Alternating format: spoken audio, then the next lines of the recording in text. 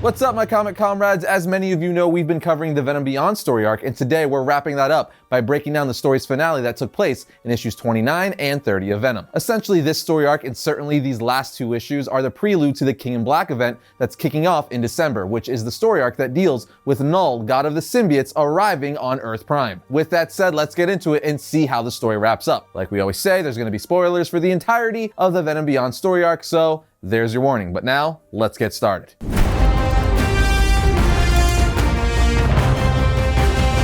Issue 29 starts off a long time ago with Spider-Man and Anti-Venom fighting and defeating Dr. Octopus, with the caption saying, "Fine, do you want to know how we got here? Well, let me start from the beginning." We then see Spider-Man and Annie eating on top of a building, with Peter saying, "I mean, I always knew Otto was a nerd, but really, Operation Octopi Wall Street? I mean, there's part of me that appreciates the tongue-in-cheek game, but dude, read the room, right?" Annie laughs saying, "Yeah, but clearly her mind is somewhere else." So Peter asks, "You okay, Annie? You usually fake at my jokes a little more convincingly." She then looks up at Peter saying, "I'm pregnant." Peter's like, "Oh, whoa, Annie, that's the worst joke I've heard all day, and oh man, is that saying something." She then punches Peter's arm saying, "I'm serious, Pete." At which point Peter tells her, "Wait, you're really serious?" Annie replies, "Afraid so." And he's like, "Whoa, I mean congratulations, right? Or no? Is this good? Are you good? Am I doing okay? I feel like I'm making this weird. Is this weird? I'm talking too much." Annie then says, "Peter, calm down, I'm fine." Peter then asks, "Right, so who's the lucky guy? Anyone I know?" And she says, "That's the weird part. I don't really know." Peter then says, "That's fine, I'm a scientist. If you wanted, we could run a test." And she replies, "No, actually, I don't think I want to know." For everyone wondering why she doesn't know who got her pregnant, essentially after she bonded with Eddie's Venom symbiote, said symbiote left a piece of itself called a Codex with Annie. Because of this, she later found herself mysteriously pregnant and gave birth to Dylan. That's right, apparently the symbiote got her pregnant. And obviously, since the Codex was from Eddie's Venom symbiote, it contained his DNA mixed with Annie's, hence the child being both of theirs. Peter then tells her, "You're kind of the toughest and scariest person I've ever met, so I'm not doubting you could handle this, but as someone who was raised by a single parent, it can be hard, you know? I guess what I'm saying is I'm always around if you need any help." She grabs Peter by the hand saying, "Pete, shut up." She continues to tell Peter while putting down her food, "I won't be a single mom. I'm never alone. Don't worry. We'll be just fine." As the symbiote covers her face. I mean, I guess she's got a point because as the saying goes, we are Venom. And he continues narrating saying years passed and at first everything was fine. Dylan was a sweet little boy. And then one day when she came home surprising him with a pizza, she finds him in his room writing those symbols from the Absolute Carnage event on his wall. She even says, "Something stole him. I tried everything I could to get him back. Any science or magic or deals with any devil I could find. But in the end, we lost him." As we see the Dylan of her Earth possessed with those symbols in his eyes, and when she goes out to touch his shoulder, he steals a piece of her symbiote and holds it in his hand. We then get a 2-page spread of Annie saying, "I lost him. It all happened so fast. Reed and the others tried to help him, tried to free him, but it was too late. Using the piece of the symbiote he took from me, he was able to spawn hundreds of them, and then thousands. And then there were more of them than us. In the beginning, he seemed to be bonding to them, wearing them like you and I. But as the war waged on, his powers grew. He began to shed them, to reject them, to control them in a way that I didn't think was possible. Dylan became a living hive mind, able to control the symbiotes even if he wasn't bonded to them. It was like he became their god. And together they spread across the planet, smothering whole continents and leaving nothing in his way but darkness and the people he had assimilated into his hive. No one was prepared. No one could stop them. He destroyed the world, Eddie. My son killed the world. And now we're here." As the comic brings us to present time, and we see she's telling all this to Eddie in the secret underground tunnels they've been hiding in. Eddie then says, "Annie, I'm so," and she interrupts saying, "I'm assuming yours is like that too. You're Dylan." Eddie replies, "I mean, he's not." And she interrupts again saying, "Evil? Not what I meant, but thanks for the reminder." Does he have the same powers, able to remote pilot them, able to sense them, hurt them, even destroy them with his mind? Eddie says, "No, I mean, yes, he could do those things, but he's not the same. My Dylan isn't able to bond with any symbiote at all. He's not a danger to you, Annie, I promise." Eddie then moves in to comfort her, but she says, "Don't touch me. I'm not your Annie and you're not my Eddie. And that thing you brought here is not my..." But before she could finish her sentence, Eddie's Dylan walks in saying, "I can hear you. It's okay. I'm not a baby. And I'm not him, the other one. I know I'm not your son. I don't have a mom. And that's okay, but please don't be afraid of me." Annie then puts her hand on Dylan's shoulder saying, "I'm sorry," with tears running down her face, before saying, "I can't do this," and walks out. But as she's walking away in the underground tunnels, the Deadpool of this world, who was introduced to us in the last issue, appears missing an arm, and his head even falls off, rolling over to Annie, looking up at her saying, "You guys need to get out of here. Everyone needs to get out. They tracked us here, and they sent, and on the next page we see it's Scorpion who grabs Annie by the head with one of his claws. He then uses his tail to whack around the remaining Agent Venom resistance, which is not really what they're called, but that's what I call them. Eddie then grabs some electrical wires saying move, and this world's Reed Richards says, wait, those are electrical currents. No one could survive that amount of energy coursing through there, and Eddie interrupts saying, that's what we're counting on. And he says this as he channels electricity through a symbiote cannon he made with his arm, blasting Scorpion in the head saying, get off my wife. Venom then says, Dylan, now. At which point Dylan puts out his hand using his powers to destroy Scorpion's symbiote. After this, Eddie then says, Mac Gargan, the Scorpion, or is it Virus now? That was you. My other can sense it. That was you in that ridiculous suit. This is all your fault. Scorpion tells Eddie, you paralyzed me. Eddie's like, what? Mac says, Carnage almost ripped out my spine, and you just left. Eddie says, you were going to leave a child to die. Or did you forget that part? Gargan then says, you threw me at them. You can't just walk away from that. It's not fair. Eddie then puts his head down saying, no,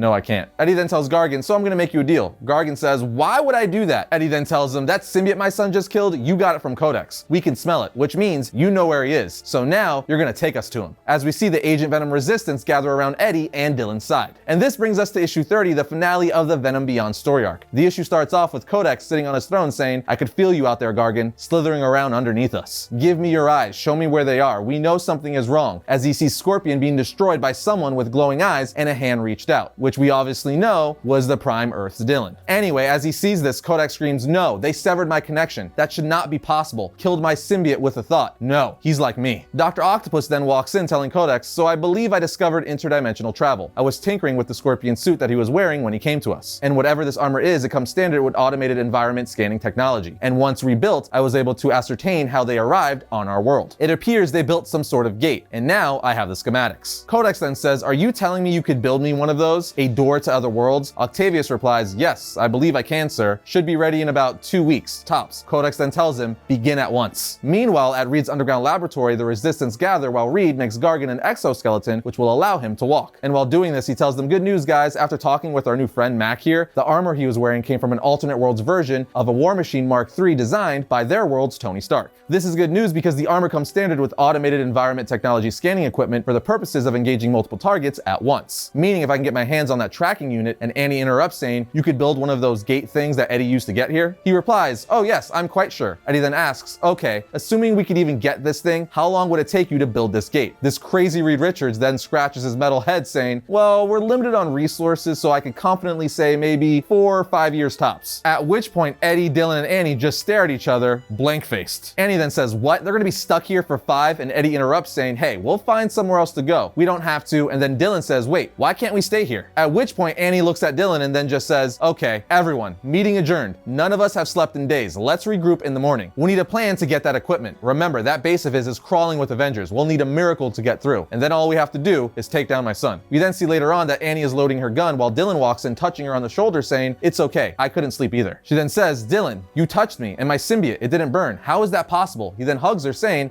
I'm not him. I'm not part of his hive. Neither is my dad. And my dad's symbiote isn't hurt by my touch either. So I figured it would be the same for for you too. Annie then kneels down in front of Dylan saying, that's incredible, really. Dylan then says, I know it's weird for you to be around me after you lost your Dylan, to see me, to have me here, but you know, I lost you too when I was a baby. You at least have memories of the things you lost. I don't have anything of you. And when this is over, if that machine that gets us home takes 5 years to build, I don't want to leave. I really hope you'll let me stay, as she embraces Dylan. Annie then walks into Eddie's room saying, get up, it's time to go to work. He's like, but I thought, do you have a plan? She says, yeah, we're gonna win. Meanwhile, Dr. Octopus is going through Virus's suit saying, inside of Mac Gargan's virus armor, there was a considerable, well, one could say almost excessive amount of research on his target, the one he called Venom. Their world's version of, and while looking at the monitor, Codex says, my father, he's here on our world, but not of my hive. I can't find him. After this, an alarm goes off saying security breach. Dr. Octopus then says, enemies inbound. Looks like it's one craft. Codex then says, brace for impact, Otto. The ship is not unmanned. In fact, I believe Daddy's home. And on the next page, we see Venom on top of this world's Fantastic Four car breaking through the wall of their laboratory. Annie then says, all right, maggots, Agent Brock opened Codex's front door for us. Why don't we show ourselves in and make ourselves at home? After this, Venom starts attacking Codex, and Codex says, your symbiote, it won't, and Eddie interrupts saying, obey you? Yeah, we ain't from around here. Codex then says, it's you, isn't it? Eddie Brock, I've heard so much about you. Ha, look at you, pathetic. You're pulling your punches, aren't you, father? You can't help but see your little boy, and what you face is a god, and all who are faithful to him. And on the next page, we see Codex's symbiote Avengers rallying in to help him. And as the fight continues, Eddie asks, Arris, who has eyes on Gargan. But then Codex kicks Eddie in the face saying, come on, fight me old man, stop being so weak. But then Venom is able to get Codex in a headlock saying, this world is everything I've tried to protect Dylan from. You're every nightmare I've ever had about my son. So no Dylan, I won't fight you, but my symbiote, it will. At which point Codex says, no, you can't. This is impossible. I can't bond with, as Eddie's Venom symbiote starts talking to Dylan saying, hello Dylan, please, we do not want to hurt you. We want to show you a world where, and just as Eddie is about to defeat Codex, Matt Gargan fires a blast at him saying, hey, guess what? I found the armor. Is anyone else surprised that Matt Gargan turned on Eddie and gang? Yeah.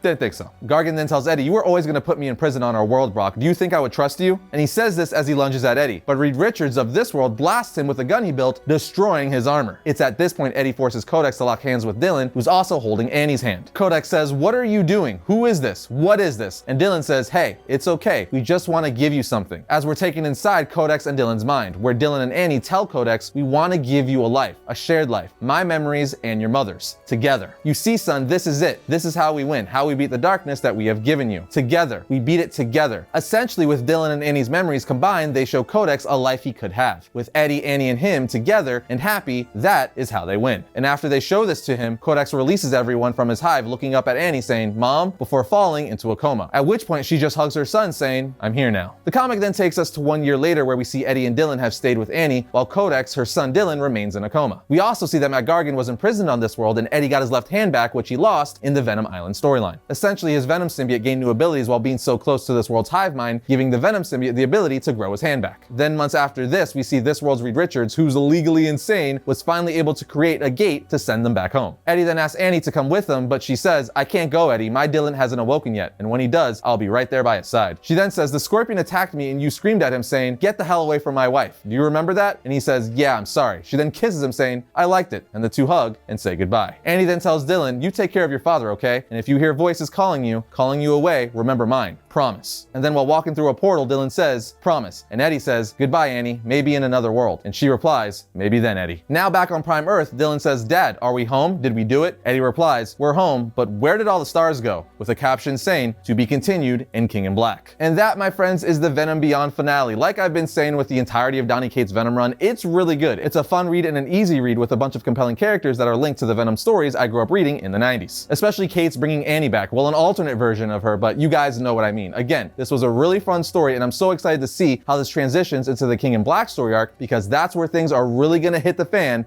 when Null, god of the symbiotes, arrives on Earth. It's probably going to be an all-out battle between Earth's heroes and even villains. But what did you guys think of this storyline? Did you like it? Are you digging Donny Cates' Venom run in general? Let us know in the comments. And just like that, my comic comrades, that brings today's episode of Variant to a close. But if you like today's Venom episode, be sure to check out this one right here. And if you like all of our content, be sure to subscribe, like, and comment. It always helps us out. But I'll see you guys next time when I talk about all things comics.